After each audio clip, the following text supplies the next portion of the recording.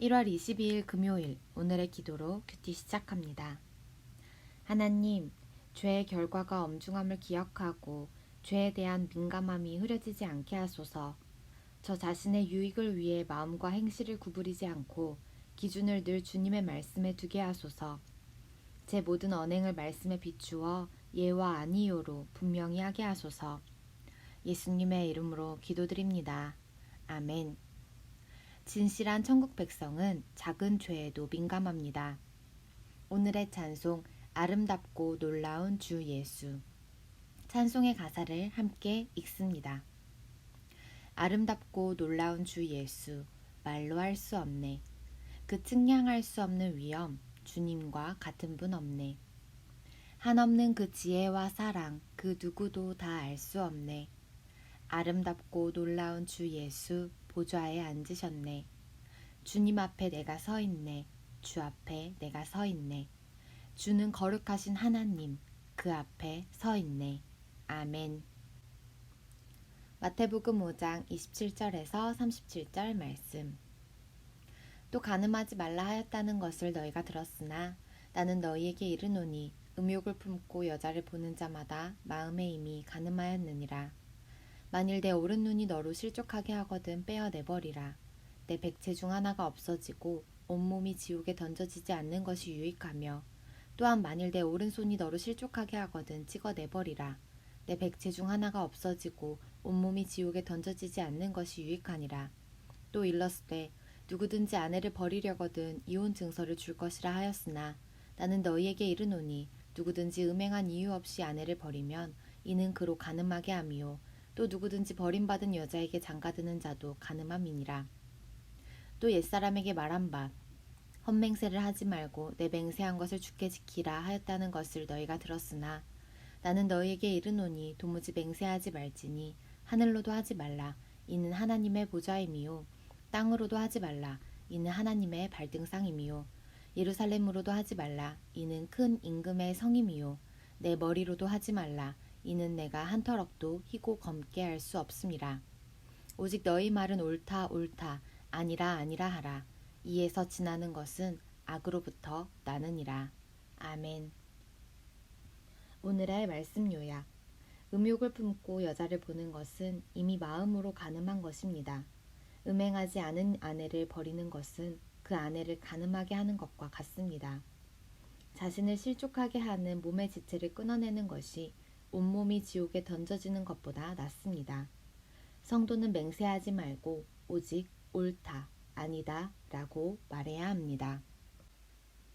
본문 해설, 마음으로 짓는 죄, 5장 27절에서 30절에 관한 내용. 성도는 보는 것에 주의해야 합니다. 예수님은 간음하지 말라는 계명을 인정하시면서 그것을 한층 더 강화해 여자를 보고 마음의 음욕을 품으면 간음한 것과 같다고 하십니다. 눈으로 보아 그 같은 마음이 생긴다면 차라리 눈을 빼버리는 것이 낫다고 하십니다. 이것은 문자적으로 그렇게 하라는 것이 아니라 그 정도로 심각하게 이 문제를 다루라는 뜻입니다. 그리스도의 십자가 은혜로 모든 죄를 용서받은 성도는 작은 죄에도 민감해야 합니다. 마음을 살피시는 주님 앞에서 살고 있음을 매 순간 기억해야 합니다. 주님이 기뻐하시지 않는 것이 마음에 자리 잡지 않도록 항상 유의하며 살필 때 정결한 삶을 이어갈 수 있습니다. 잠시 멈추고 질문에 답해주세요. 예수님이 말씀하시는 간음의 기준은 어떠한가요?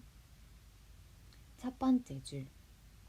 예수님은 간음하지 말라는 계명을 인정하시면서 그것을 한층 더 강화해 여자를 보고 마음의 음욕을 품으면 간음한 것과 같다고 하십니다.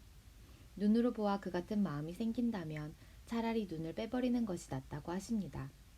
이것은 문자적으로 그렇게 하라는 것이 아니라 그 정도로 심각하게 이 문제를 다루라는 뜻입니다. 그리스도의 십자가 은혜로 모든 죄를 용서받은 성도는 작은 죄에도 민감해야 합니다. 내가 일상에서 더 예민하게 다루어야 할 죄는 무엇이 있을까요? 우리 삶을 돌아보며 이 질문에 답해 봅시다. 이혼과 맹세에 대해 5장 31절에서 37절에 관한 내용. 예수님은 결혼 관계를 소중히 여기셨습니다. 당시에는 남자가 여자보다 월등히 많은 권리를 누린 불평등한 사회였습니다. 남자가 마음만 먹으면 타당하지 않은 이유로 아내와 쉽게 이혼할 수 있었습니다. 예수님은 그러한 악한 본성이 결혼에 담긴 하나님의 숭고한 뜻을 허물어서는 안 된다고 가르치십니다. 또 남편은 약자인 아내에 대해 성실하게 책무를 다하라 하십니다. 맹세와 관련해서는 도무지 맹세하지 말라라고 명하십니다. 이는 결코 맹세하지 말아야 한다는 뜻이 아니라 무엇인가를 걸고 맹세함으로써 상황이 자신에게 불리해지면 맹세한 것의 원인을 돌리며 교묘히 빠져나가려는 위선적 행동을 금하신 것입니다. 성도는 하나님의 말씀을 따라 옳고 그름을 판단해 진실이 말해야 합니다. 잠시 멈추고 질문에 답해 주세요. 예수님이 맹세하지 말라고 하신 의미는 무엇일까요? 밑에서 5번째 줄.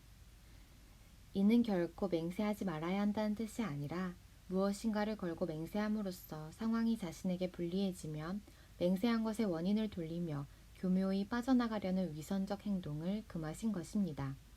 성도는 하나님의 말씀을 따라 옳고 그름을 판단해 진실이 말해야 합니다. 맹세한 것을 지키지 못할 때 사람이나 상황을 탓하는 위선적인 모습은 없나요? 우리 각자 삶을 돌아보며 이 질문에 답해 봅시다. 묵상 에세이 성령을 따르는 절제의 힘. 인생은 배움입니다. 강준민. 경건한 삶을 살았던 조너선 에드워즈였지만 그의 일기를 보면 그가 완벽한 사람이 아니었음을 알게 됩니다. 그는 자신의 실패와 좌절을 일기에 기록했습니다. 그는 자신의 승리가 노력의 결과가 아닌 성령의 도우심이라는 사실을 강조합니다. 나는 경험을 통해 성령의 역사 없이는 내가 결심하고 행동하는 것에 아무런 열매가 없으며 아무런 선한 결과를 가져오지 못한다는 것을 알고 있다. 하나님의 은혜를 의지하지 않고 내 결심만으로는 아무런 목적도 이룰 수가 없다. 그는 매 순간 육신의 정욕을 좇지 않고 성령을 좇아 행해야 함을 알았습니다. 벤저민 프랭클린 역시 자기 자신을 믿지 않고 성령을 따라 절제해야 함을 강조했습니다. 삶의 역경이 닥쳐도 하나님께 복종하는 마음이 있으면 잘 견딜 수 있다. 사회에 필요한 사람이 되고 명성을 얻을 수 있었던 것은 내가 하고 싶은 대로 하려는 욕망을 이러한 마음으로 절제한 덕분이다. 일생을 하나님께 의탁하고 늘 성령의 도우심을 구한 사람은 후회 없는 인생을 삽니다.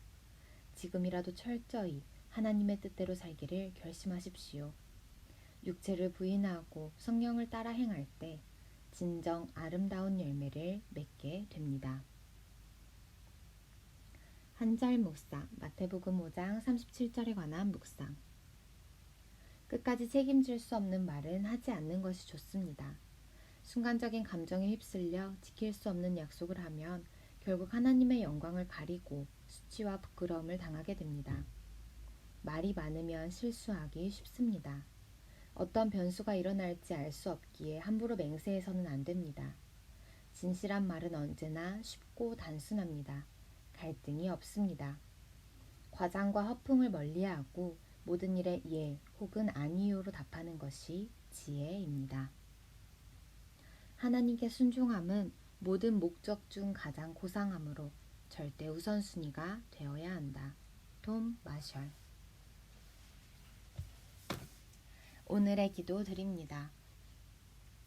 하나님, 죄의 결과가 엄중함을 기억하고 죄에 대한 민감함이 흐려지지 않게 하소서. 저 자신의 유익을 위해 마음과 행실을 구부리지 않고 기준을 늘 주님의 말씀에 두게 하소서. 제 모든 언행을 말씀에 비추어 예와 아니요로 분명히 하게 하소서. 예수님의 이름으로 기도드립니다. 아멘.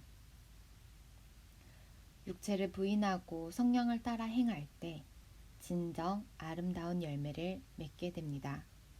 하나님 앞에서 살아가는 우리가 되기를 간절히 소망하며 오늘의 큐티를 마칩니다. 감사합니다.